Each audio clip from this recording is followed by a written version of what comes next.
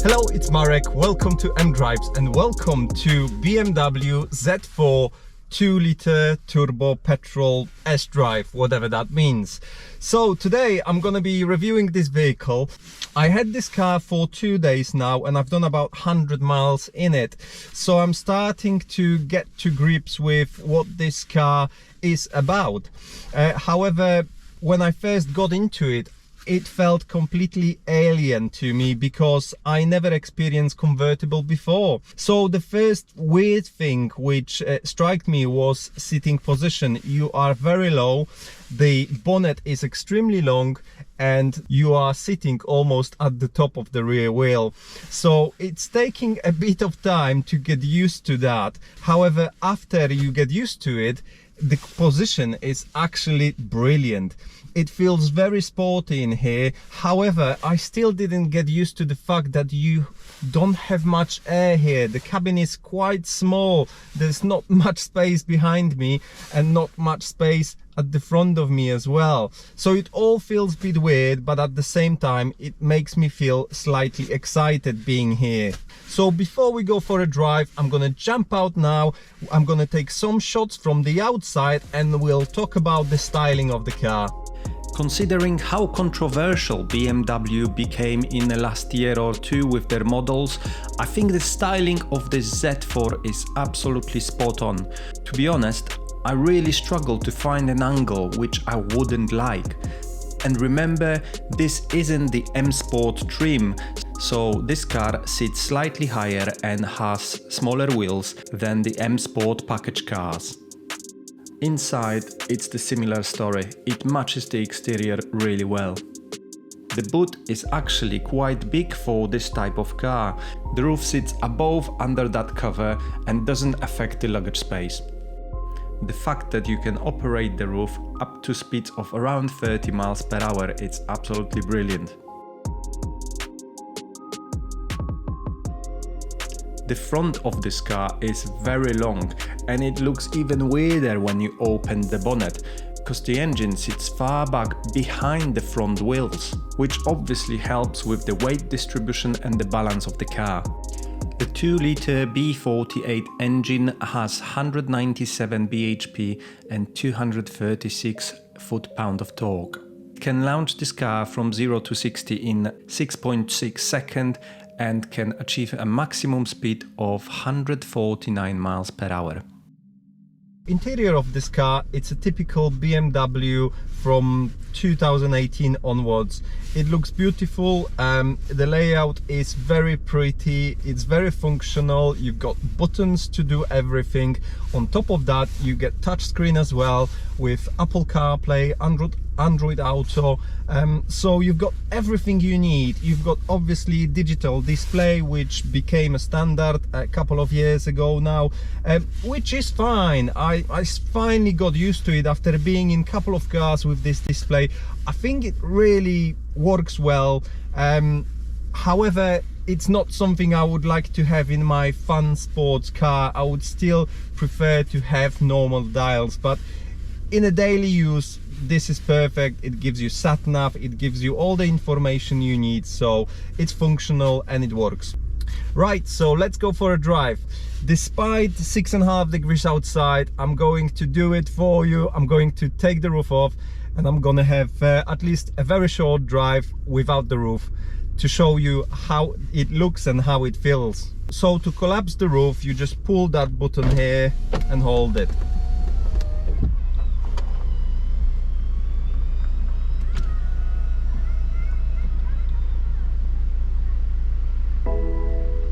And that's it. As you can see, it doesn't take long.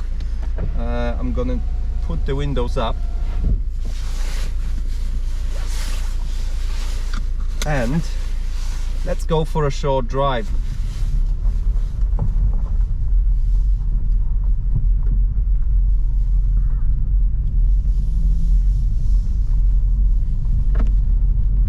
So I drove this car twice without the roof, and to be honest, it's not too windy, up to about 40 miles per hour. Even someone taller like me, 6'2", it's actually not too bad. However, with these temperatures, I would advise you to have something on your head, because your head can get really cold really fast.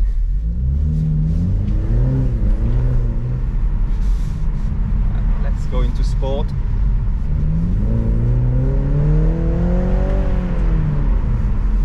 The car isn't loud at all. I think there's not that much sound coming through the speakers. The majority of the sound you can actually hear comes from the exhaust, but don't expect much. It's a 2-liter engine. It's not sporty car. I'm sure if you would have one with B58, it would be much louder. However, this one being 2-liter, the basic version, it's more focused on comfort rather than being very sporty.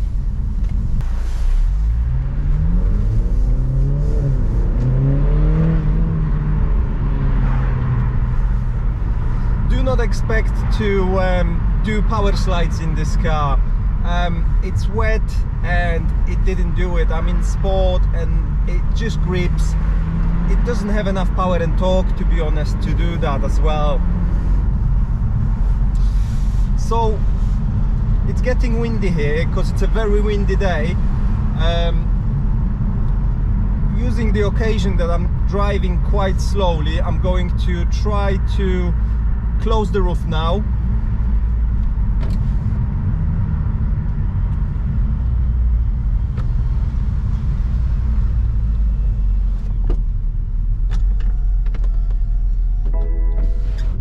And it's done.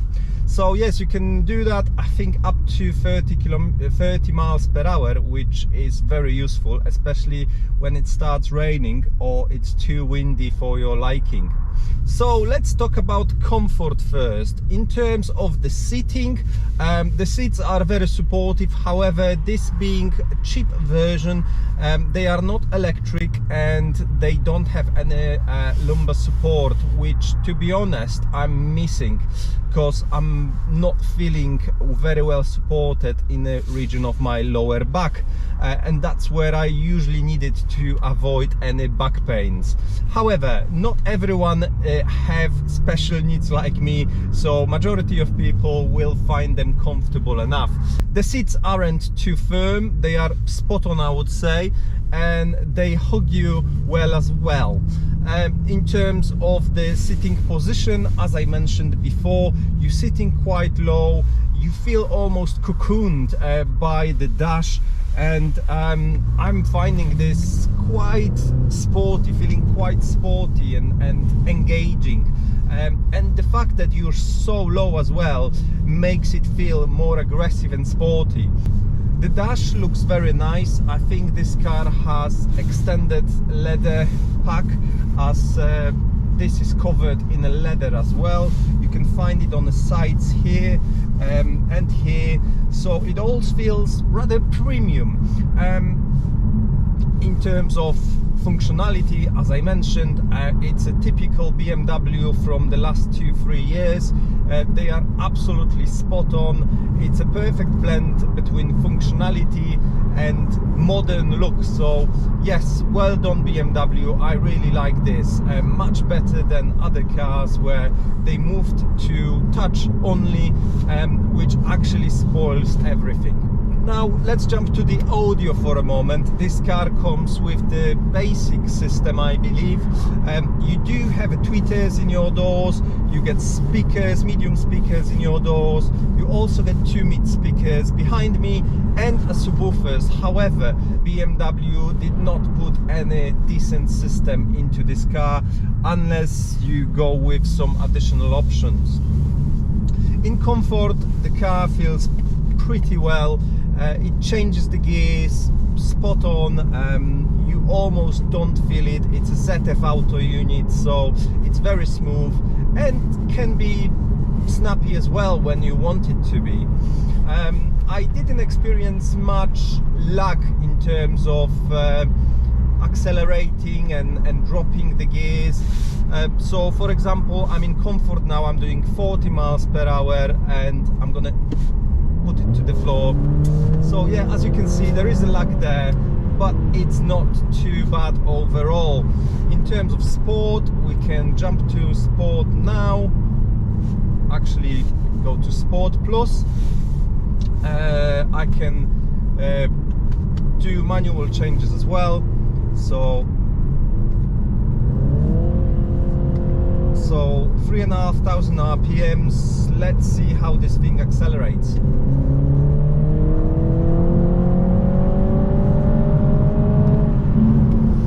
So well, it's not too bad actually, considering this car has only 2-liter petrol engine with 198 brake horsepower.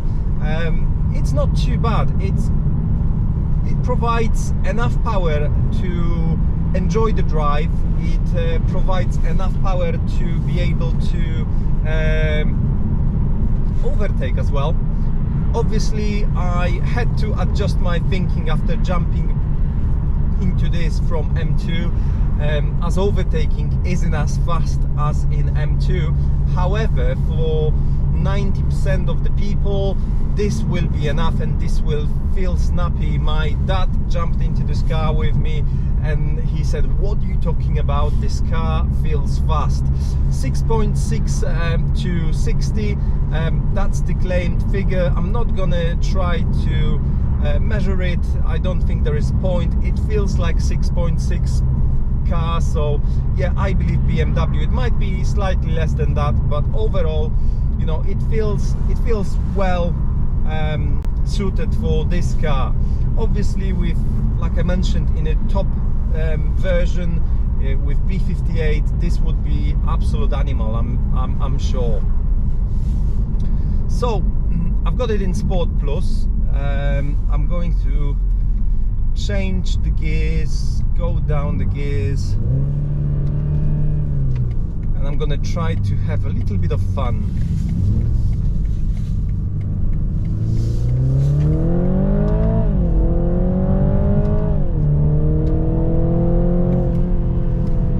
So no drama at all. It provides a nice steady surge of power, but to me it's not exciting enough.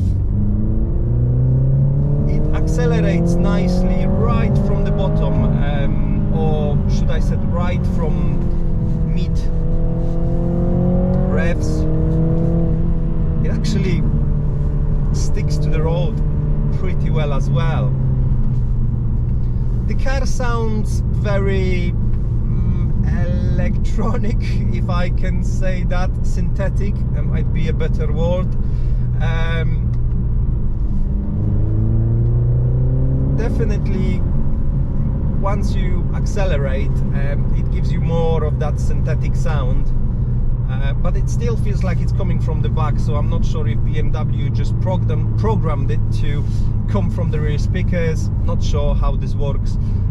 Overall, you know, they didn't over-engineer it. They're not trying to pretend this is a bigger engine with more cylinders. It just sounds like a 4-cylinder with a bit of synthetic vibe in it to make it just a little bit more exciting.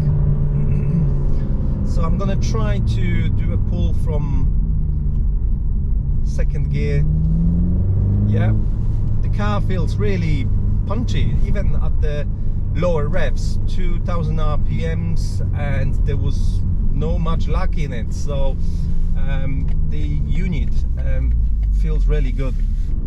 In terms of visibility, at first when I first jumped into this car, it felt a bit small, but visibility wise, well, I would give it probably 3 out of 5 stars.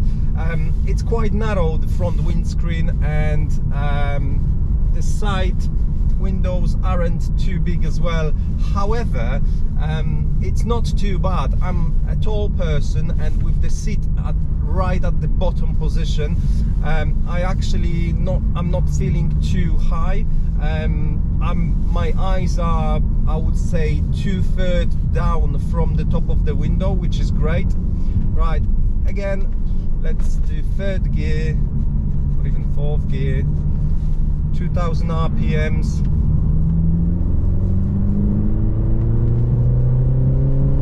It accelerates well, yeah.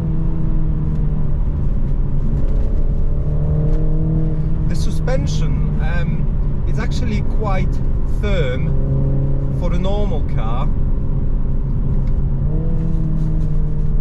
but it's damping all the bumps quite well.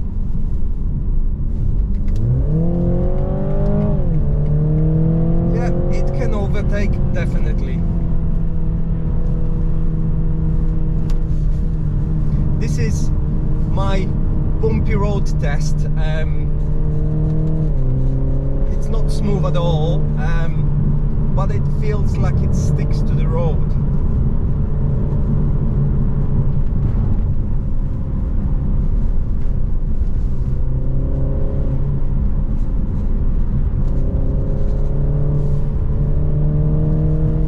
There's not much roll.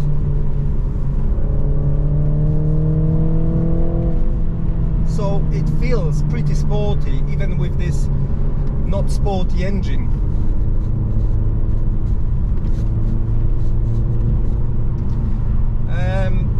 This car being convertible, obviously it's compromised a bit, but it was designed as a convertible, so it actually works quite well. You might feel a bit of flex on the bumps, but it's not terrible at all. Actually, it feels quite fun.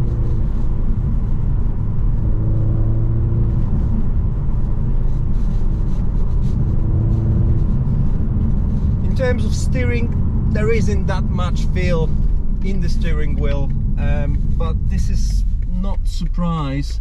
Unfortunately, these days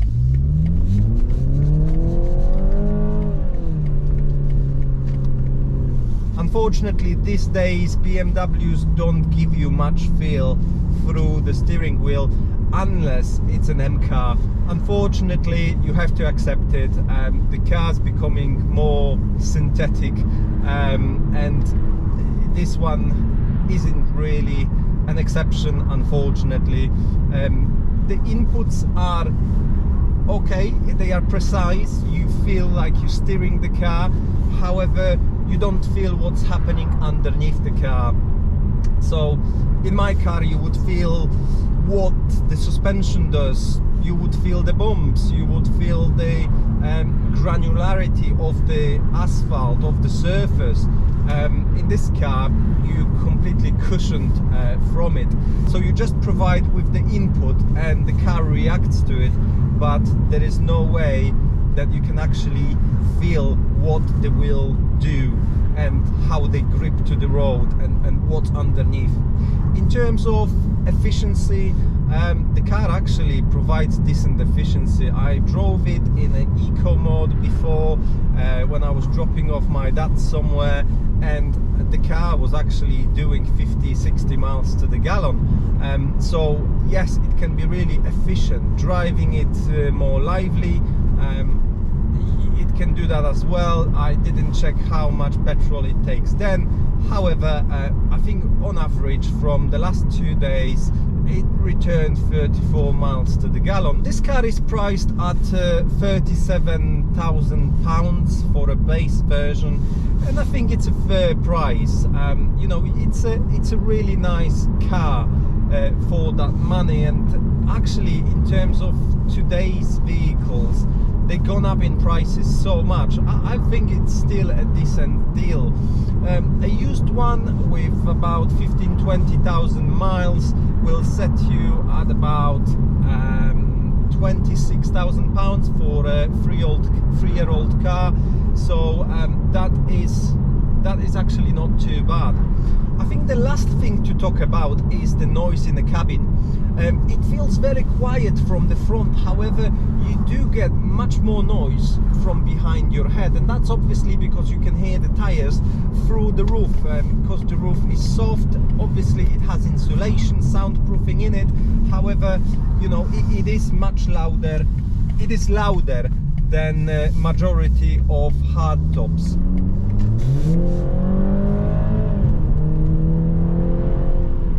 That was in comfort, and I tell you what, let's try to do a lounge in this car.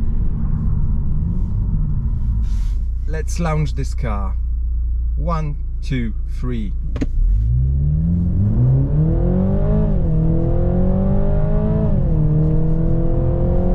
And that's 60. So yes, definitely there's no wheel spin, it's very smooth.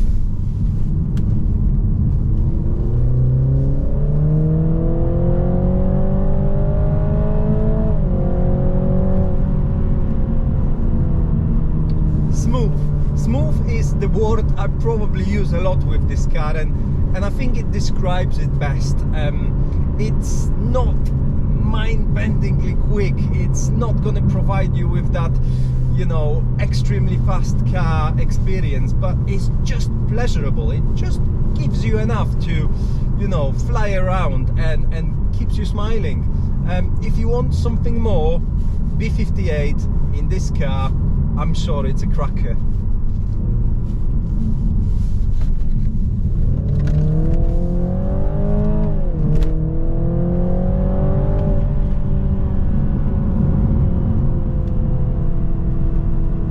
Brakes,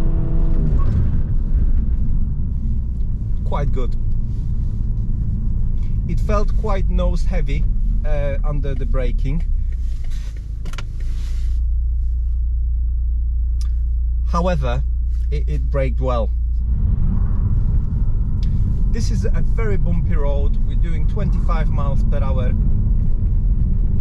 and the car, it's all right. It's damping the holes pretty well. However, I experienced maybe twice or 3 times over this 100 miles a situation where I drove through a pothole where it would be painful in my M2. However, in this one, despite not being so crashy, I actually felt, or at least it sounded like I bottomed out the suspension, which was pretty weird. But maybe this is because it's much lower car. This car sits really close to the ground, so I presume that the suspension doesn't have enough travel to smoothen out some bigger holes, so maybe it did actually bottom out. However, you know, it didn't feel terrible. It just sounded like there was no more suspension available, and it was quite a big bang. So I think this is the time to wrap up the video. Overall, I can definitely recommend this car. I really enjoyed it, and I think majority of the people would be very happy with this car, especially if you're looking for a rooftop experience. But even with the roof, it feels sporty, it's not too loud, so it should suit everyone's needs if you're looking for a 2-seater with an option to take the roof down. So I hope you enjoyed this review. If you did, please make sure you click like, as this really helps with the algorithm at YouTube, and make sure you subscribe to my channel if you would like to see more reviews like this one and more videos from my travels in my M2. Make sure you watch some of those videos, as they are really worth it. But for now, thank you for watching. Goodbye. Do widzenia. And if you would like to see more of this Z4, please make sure you subscribe to my channel, because I have taken this car on a long trip to find out if this car can be really fun to drive as well.